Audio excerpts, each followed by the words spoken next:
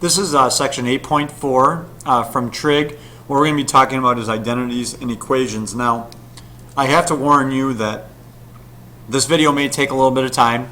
I'm hoping to get it in within the 15 minutes, but keep in mind that this is probably one of the most difficult sections that you will do.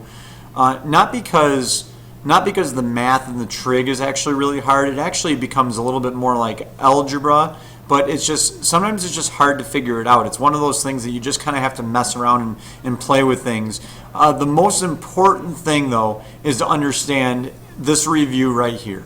Knowing that tangent of theta is sine of theta over cosine of theta.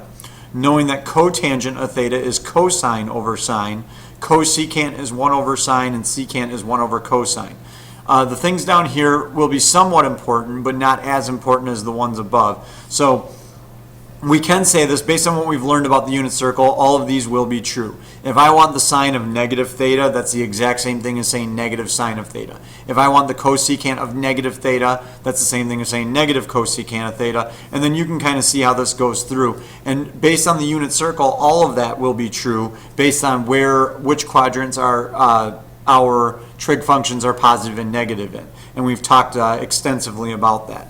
So below is something that's a little bit new. These are called our trig identities, and this is really important for you to know these. This is going to be this is the one thing that will get you hung up on the problems that we're going to be doing out of this section, is not knowing these. So the first one that we're going to talk about is sine squared of theta plus cosine squared of theta equals 1. That is one of the most basic trigonometric identities that there is. And it's really developed by the Pythagorean theorem, knowing that our sine is going to be our y value and our cosine is going to be our x value. So that is one that you need to know. These other two, they are developed from using these ones right here. Now, you don't necessarily have to write this down, but it's very important for you to understand this, especially if you forget these. If I wanted to get from this to this, what I would be doing is I would be dividing everything that I have by sine squared. If I were to go through and divide by sine squared of theta, divide by sine squared of theta, and divide by sine squared of theta, you would see that the sine squared of theta would cancel out to be 1.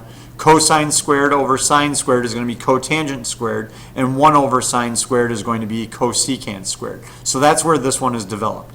And then, of course, to get the other one, we would just divide everything by cosine squared. So you'd have sine squared over cosine squared is tangent squared.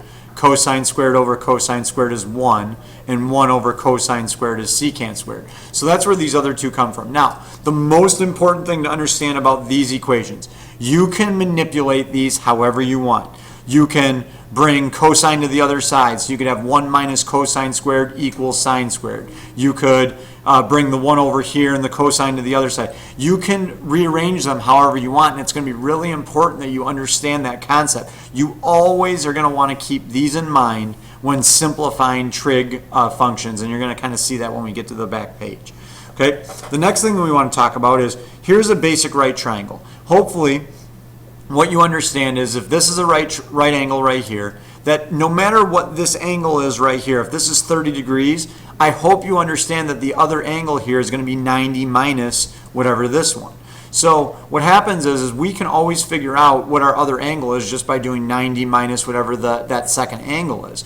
So the question is if we know that the sine of alpha here, so if we know sine of alpha is opposite over hypotenuse, 8 over 17, what would the cosine of this angle be? Well, hopefully you can figure out that it's exactly the same thing. In other words, what we're saying is that we can say that the cosine of 90 minus alpha is just simply equal to the sine of alpha. So in better terms, what that means is the sine of one angle will always be equal to the cosine of the other angle and vice versa. The sine of this angle will always be equal to the cosine of this angle. So it kind of works out that way. It's kind of important for you to know that. Okay, so we're just adding something for you guys to know. And that's the hard part about trig, is there's a lot of new concepts that you have to kind of remember and be able to use. So let's kind of get into what this section's about. It's mostly on simplifying trig functions. So let me give you a little trick about what you want to think about. Every time you start dealing with these trig functions, I would say 9 times out of 10, you're going to try and get everything in terms of sine and cosine. So that way it can be simplified in that way. So if you see a sine or a cosine, leave it alone. If you see a secant, cosecant, cotangent, or tangent, always rewrite it in terms of sine and cosine. The only time that you wouldn't rewrite tangent or cotangent in terms of sine and cosine is if you're able to eliminate it with a tangent or something like that. And you guys will, like I said, there's about a million different problems that we can do with this, so it's really difficult to go through every type of example.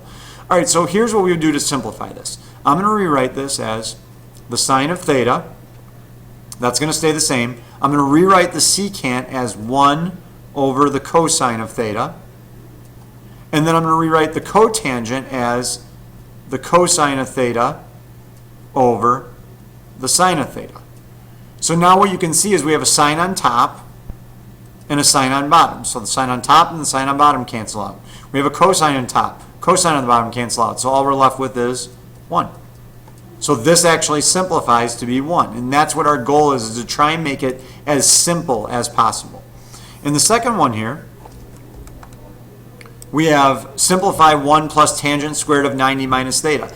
This is a much easier problem than what you might think, and the reason is because we have an identity that defines this. We have the 1 plus tangent squared will equal secant squared. So 1 plus tangent squared of 90 minus theta is just equal to the secant squared of 90 minus theta. Just make sure that you keep your angle the same.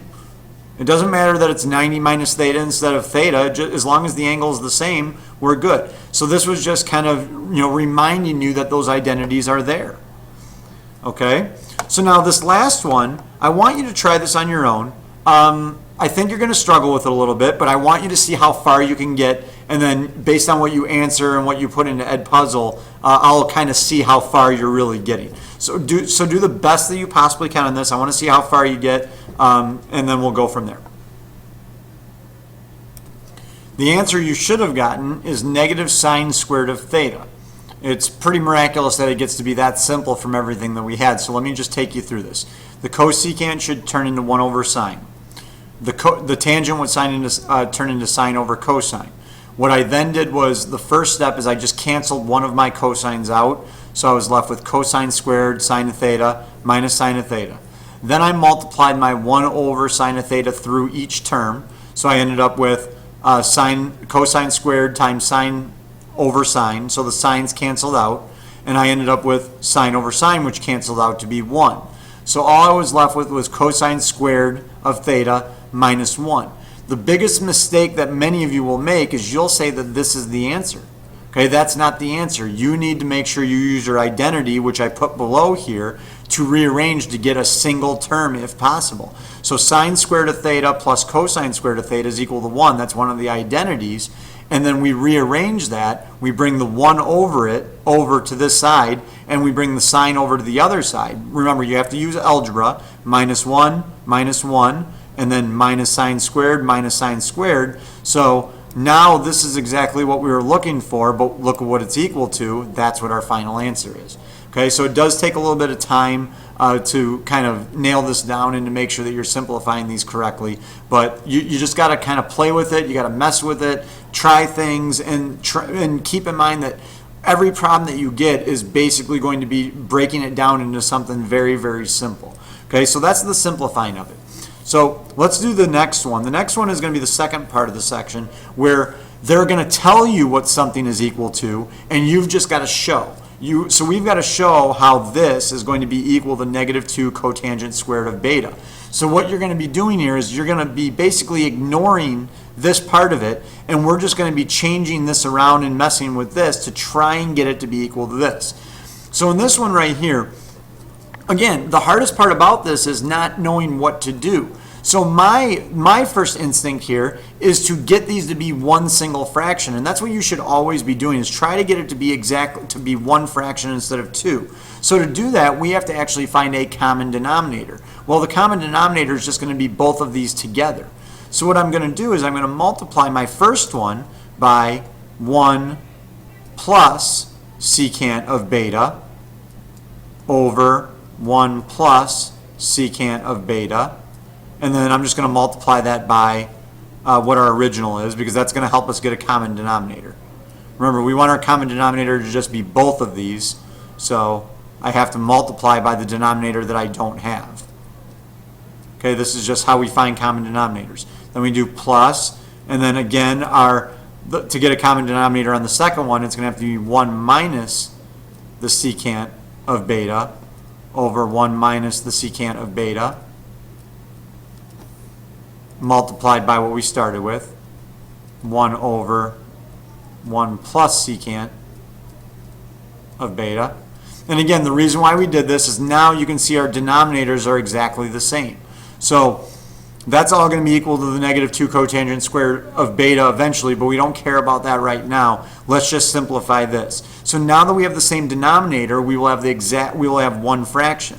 So what we can do is on top, we are going to have 1 plus secant of beta plus 1 minus secant of beta. That's going to be what's on the top. That's this portion and this portion. And then that's all going to be over our common denominator, which is now going to be 1 plus secant of beta times 1 minus secant of beta. So now what we'll do is we'll simplify what we can. So hopefully you can see here that your secant minus secant will cancel out. Our 1 plus 1 is going to be equal to 2. That's pretty easy. And then what I'm going to do is I'm actually going to multiply out the bottom. So if you were to FOIL this, if you recall, if we have a plus and a minus, the middle terms will cancel out. So what you'll just end up being left with is the first times the first, which is 1, and the second times the second, which is minus secant squared of beta. So now we're getting a little bit closer to where we need to be. Obviously, we're not completely to the negative 2 cotangent squared of beta yet, but we're getting there. So if you notice this, again, as soon as you see 1 and then a trig function squared, you should be thinking identity somewhere. So let's look at the identity that involves the secant squared. It's 1 plus tangent squared of beta equals secant squared of beta. So we can manipulate this. So what we're going to do is we're going to bring the secant over to the other side, so it'll be minus, and we're going to bring the tangent squared to this side, so it'll be 1 minus the secant squared of beta is equal to negative tangent squared of beta. So I'm going to rewrite this now as 2 over the negative tangent squared of beta. And if we know anything about tangent, the reciprocal of tangent is going to be cotangent. So the negative will come up to the top, and instead of it being 1 over tangent, it'll just be negative 2 cotangent squared of beta. And that's exactly what we were trying to get to. So they match up. So basically you just went through, or we just went through and proved how this right here does end up equaling negative 2 cotangent squared. So keep in mind that it's the same thing that we were doing before, except they're actually telling you what your end result needs to be. You just need to find a way to get there. So I know that this is going to be a little bit of a pain for a while. It does take a little bit to get used to it, but you've got to try. You've got to struggle through it. You can't just wait for someone to give you the answer, because you'll never get it at that point. So I will see you in class, and hopefully you got something out of this.